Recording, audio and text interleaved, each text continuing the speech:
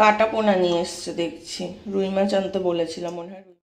Hello বন্ধুরা, কেমন আছো তোমরা সবাই? আশা করি সবাই তোমরা ভালো আছো। আজকে কি কি বাজার হলো তোমাদের সাথে শেয়ার করব, যেহেতু কালকে আমরা একটু ইলিশ মাছ খেয়েছি, ওই জন্য একটু হালকা পাতলা রান্না করব আজকে।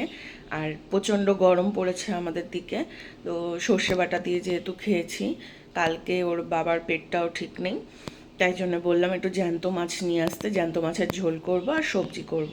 তো চলো দেখাই কি বাজার হলো আজকে। এই যে মাছ নিয়ে এসেছে, কী মাছ নিয়ে এসেছে দেখি।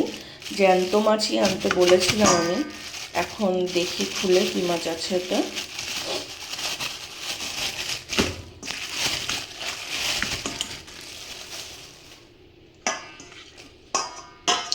কাটা পোনা নিয়ে এসছে দেখছি, রুই মাছ আনতে বলেছিলাম মনে হয় রুই মাছ পাইনি, বেলা হয়ে গেছে বলে। 10টা বাজে এখন, ওই জন্য কাটা পোনা নিয়ে এসেছে। তাই কাটা পোনারই তাই ঝোল করবো তাহলে পাতলা করে একটু। আর পেটটা ওর বাবার ভালো নেই, ওই জন্য দেখি। আর ছেলের জন্য কালকের আবার ইলিশ মাছ আছে, ও ইলিশ মাছ খেয়ে নেবে।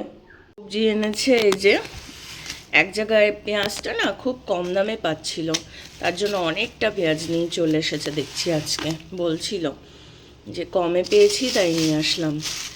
আর এদিকে সবজি নিয়েছে এই যে, পটল নিয়েছে, ভেন্ডি নিয়েছে। আদা ছিল না, আদা একটুখানি ছিল বললাম, তার জন্য আবার আদা নিয়ে আসতে।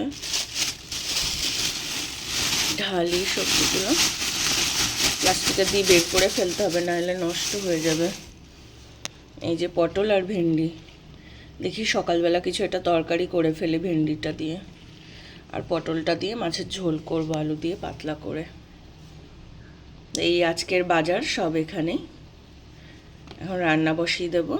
এই যে 2 বস্তা আলু নিয়ে এসেছিলো, আলুগুলো কমে পেয়েছে আমাদের এখানে, এই আলুর বস্তা দিয়ে কিছুটা আলু বের করে নিয়েছি আমরা।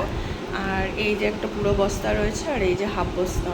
তা এই আলুগুলো এখানে 7 টাকা করে পেয়েছিলাম আমরা, যেহেতু পাইকারিতে আমরা এই বস্তা ধরে কিনেছি, ওই জন্য 7 টাকা করে দিয়েছে।